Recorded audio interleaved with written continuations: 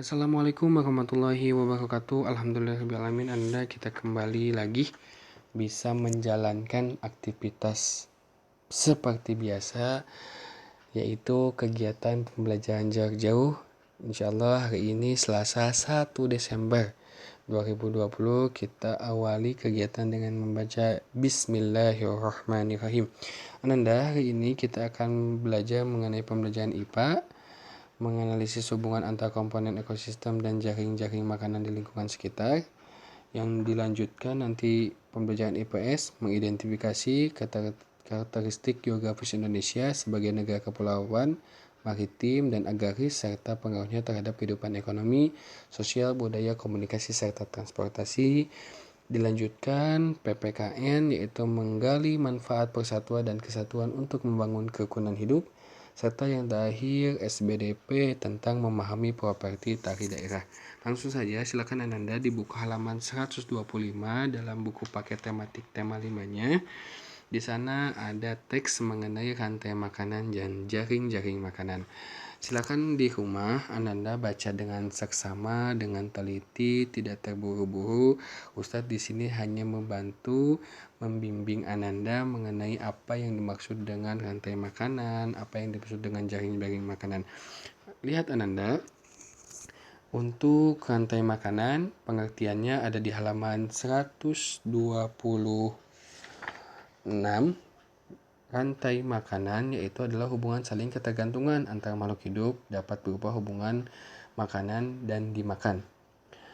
Hubungan makan dan dimakan, Hubungan ini akan membentuk rantai makanan. Rantai makanan adalah hubungan yang khas antara sekelompok produsen dan konsumen.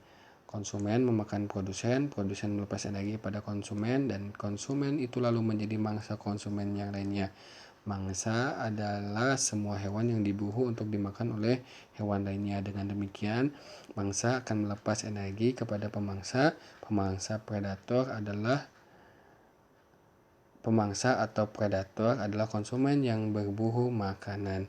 Jadi, energi dialirkan dari produsen kepada konsumen di dalam rantai makanan.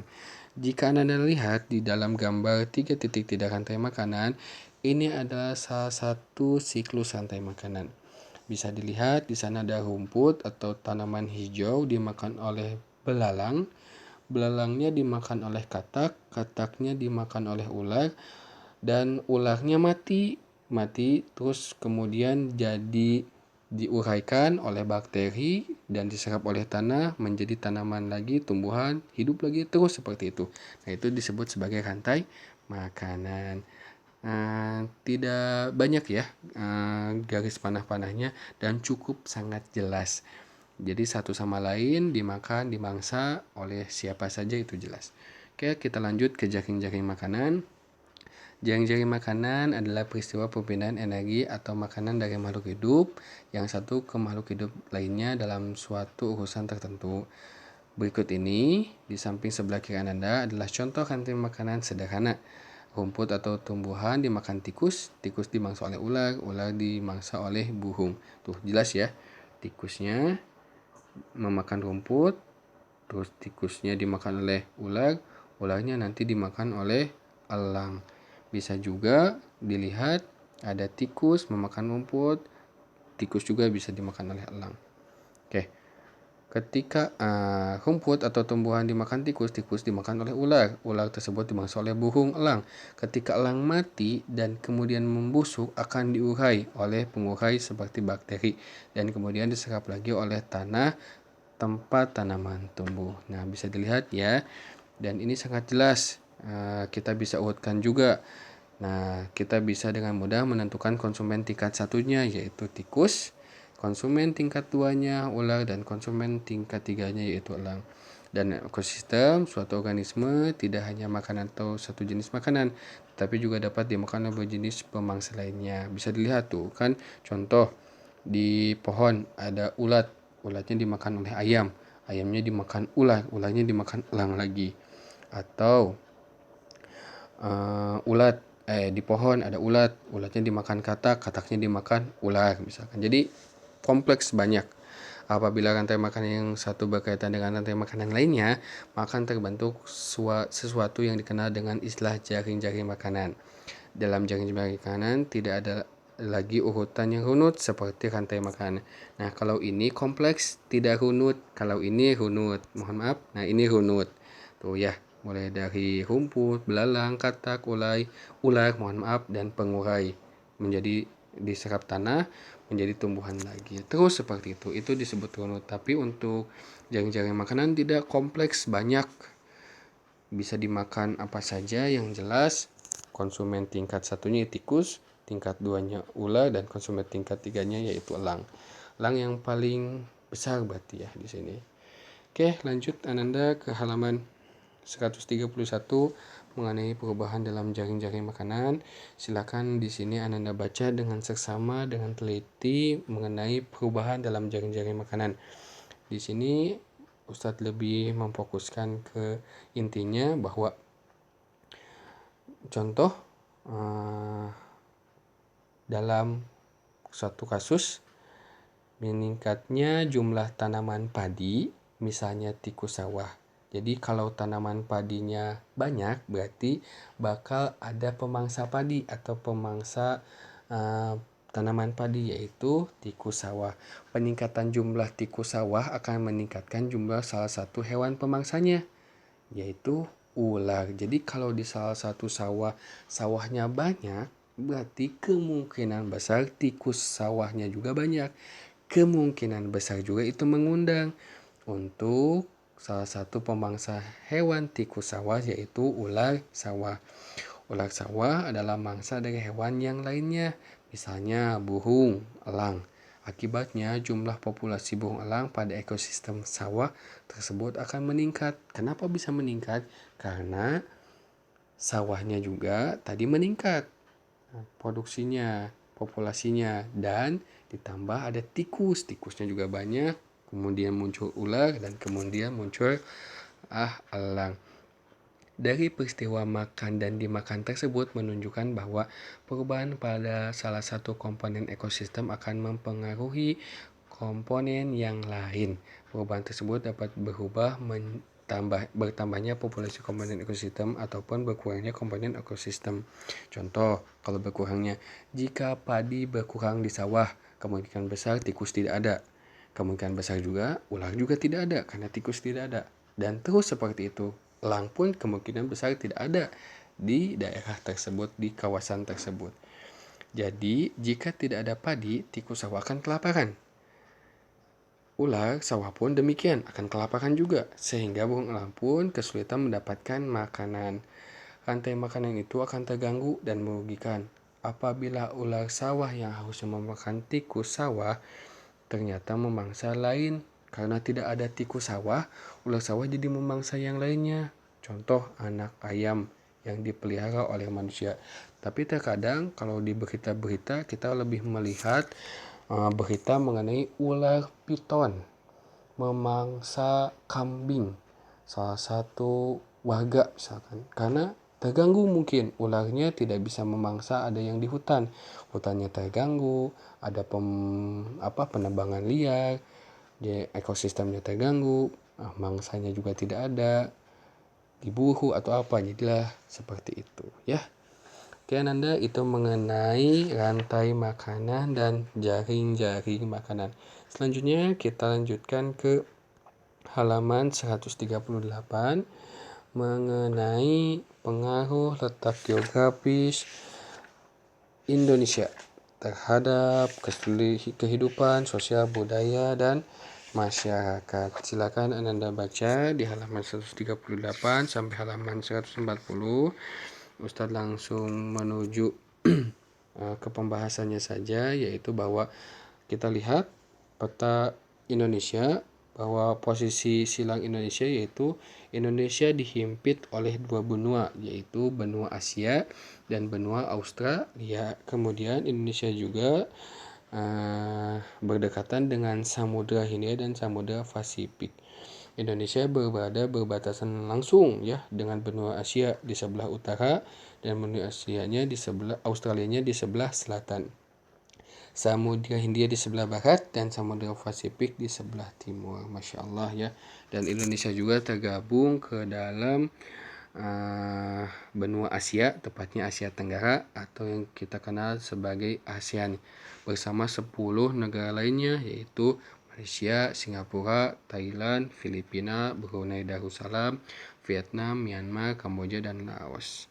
Oke, kalau kita lihat secara geografis yang sangat strategis membuat Indonesia mau tidak mau mendapat pengaruh dari luar seperti kebudayaan dan peradaban dunia. Sangat jelas ya, bangsa Indonesia menjadi bangsa yang terbuka untuk berinteraksi dan bekerja sama dengan bangsa lainnya yang ada di sekitarnya. Nah, jadi sangat jelas sekali bahwa kita karena letak geografisnya berhubungan dengan negara tetangga pun sangat intens, apalagi untuk kemajuan kedua belah bangsa. Bangsa Indonesia menyadari pentingnya bekerja sama, saling membantu, dan peduli terhadap kehidupan masyarakat negara bertetangga. Bangsa Indonesia menyadari bahwa negara-negara tetangga akan menjadi kekuatan tersendiri yang dapat mendukung perkembangan dan pertumbuhan bangsa Indonesia sebagai sebuah negara. Masya Allah ya, luar biasa sekali. Jumlah pulau di Indonesia tercatat lebih dari 17.000 pulau yang terbentang dari Sabang sampai Merauke, dari Pulau Miangas sampai Pulau Rote. Hal ini menjadikan Indonesia negara unik dengan keanekaragaman adat istiadat, suku, budaya, ras, dan masih banyak lagi. Oke, silakan Anda kita lanjutkan ke halaman 140-nya. Di sana dijelaskan bahwa kenapa Indonesia menjadi negara yang unik? Karena berbagai bentuk budaya seperti kesenian daerah, pakaian tradisional, rumah adat, dan makanan khas menjadi bukti adanya keberagaman bangsa Indonesia. Keanekaragaman ini menjadi keunikan yang mengundang bangsa lain untuk berkunjung dan mempelajari budaya Indonesia. Meskipun demikian, kita harus menjunjung tinggi Bhinneka Tunggal Ika yang berarti berbeda-beda tetapi tetap satu tujuan. Nah, itu Ananda untuk pembelajaran IPS. Kita lanjutkan ke halaman 146 mengenai potensi Indonesia sebagai negara maritim dan agraris. Nah, untuk yang ini silakan Anda baca dengan seksama dan teliti ya. Terdapat 5 paragraf. Di sana akan dijelaskan bahwa potensi Indonesia sebagai negara maritim dan agraris itu apa ya. Kita juga dikenal sebagai negara kepulauan, kurang lebih 81 km. Juga luas Indonesia sangat luas ya. Pantainya kurang lebih sekitar 81.000 km. Letak Indonesia sangat menguntungkan karena berada di tengah-tengah perdagangan dunia, yaitu di antara Samudra Hindia dan Samudra Pasifik, serta benua Asia dan benua Australia. Kalau kita lihat di sana ada salah satu info, yaitu data Food and Agriculture Organization atau FAO. Pada tahun 2012 Indonesia menempati peringkat ketiga terbesar dunia dalam produksi perikanan di bawah Cina dan India. Masya Allah, Alhamdulillah. Bahkan pada tahun 2015 data FAO menyebutkan bahwa Indonesia penghasil rumput laut dan ikan tuna terbesar di dunia. Wah, Masya Allah, luar biasa sekali ya. Dan itu adalah sebagian kecil dari potensi Indonesia sebagai negara maritim. Contoh lain bahwa Indonesia adalah negara potensi dengan negara yang paling banyak, yaitu Indonesia juga dikenal sebagai negara agraris. Jadi bukan hanya maritim, di kelautannya saja Indonesia berpotensi sangat besar, tapi ternyata di bagian agrarisnya pun Indonesia dikenal cukup berpotensi. Sejak dahulu Indonesia dikenal sebagai penghasil rempah-rempah dan memiliki tanah yang sangat subur. Banyak sekali pertanian dan perkebunan Indonesia, antara lain padi, jagung, kelapa sawit, cengkeh, tembakau, teh, karet, dan tebu. Hasil pertanian dan perkebunan inilah yang membuat Indonesia sangat diminati di luar negeri. Banyak produk pertanian hasil ekspor secara rutin dalam jumlah cukup besar. Contoh biji coklat, tembakau, dan berbagai rempah-rempah merupakan contoh hasil pertanian yang terus diekspor. Potensi Indonesia sebagai negara maritim dan agraris digunakan untuk kemakmuran dan kesejahteraan segenap rakyat Indonesia. Alhamdulillah. Semoga terus berlanjut seperti itu ya. Next, kita lanjutkan ke halaman 149 mengenai wawasan Nusantara. Silakan Anda baca mengenai teks berikut dengan seksama. Ustadz kasih waktu 3 menit untuk membaca, dimulai dari sekarang.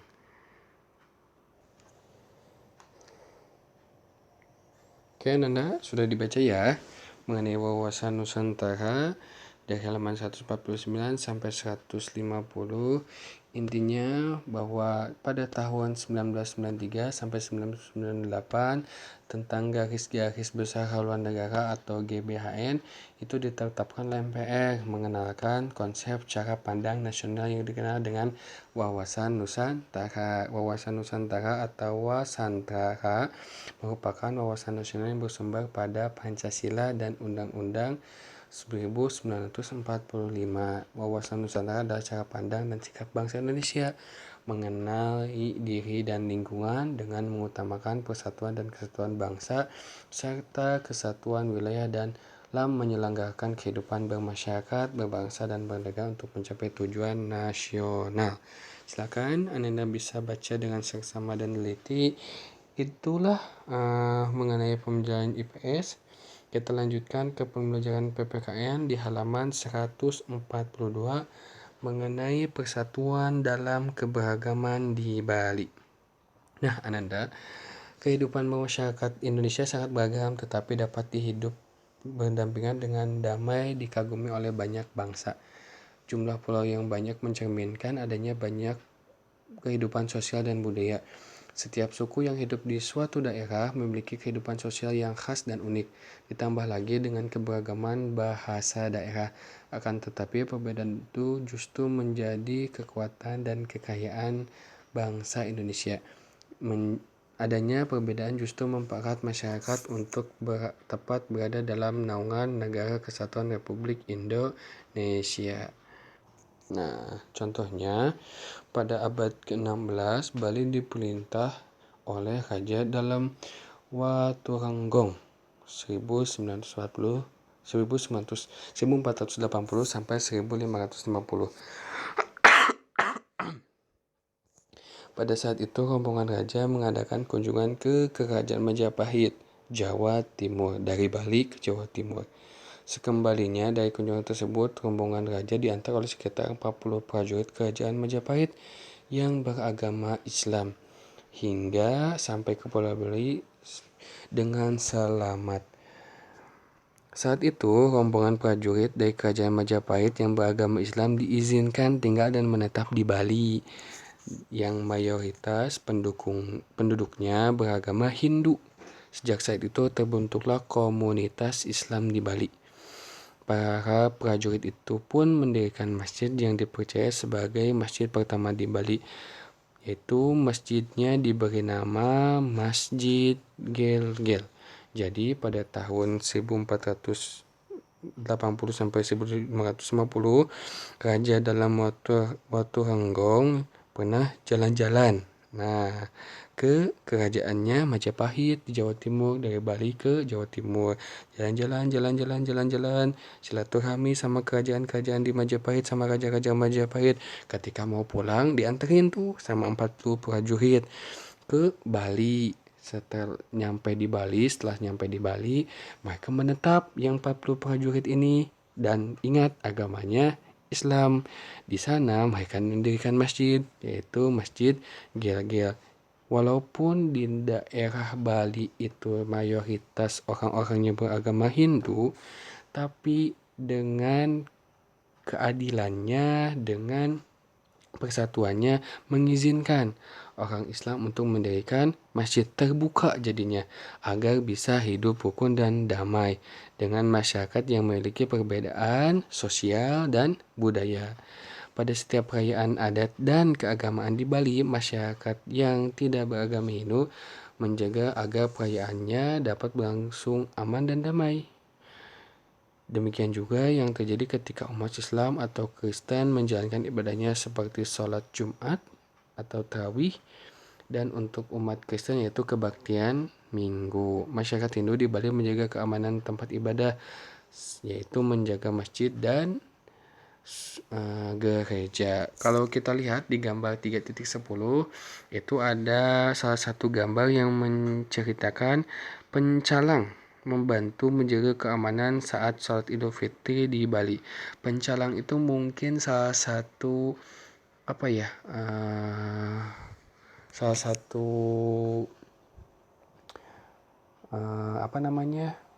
di daerah Bali yang beragama Hindu ya. Mungkin salah satu pengikutnya, mungkin seperti itu bisa dikatakan ya, pencalang itu. Nah, itu Ananda untuk teks mengenai persatuan dalam keberagaman di Bali. Lanjut saja kita ke pembelajaran SBDP di halaman 134. Hari ini kita akan mempelajari mengenai tari merak. Ya, insyaallah. Perubahan di alam memang tidak dapat dihindari. Kemampuan setiap komponen dalam ekosistem untuk menyesuaikan diri sangat diperlukan agar dapat bertahan hidup. Sebagai makhluk yang paling beradab, manusia sangat berperan terhadap perubahan ekosistem. Manusia hampir bisa berinteraksi dengan semua komponen ekosistem. Kemampuan berinteraksi itu dibuktikan adanya berbagai macam seni yang melibatkan alam sebagai sumber inspirasi. Salah satunya adalah seni tari. Pernahkah kalian melihat tari merak?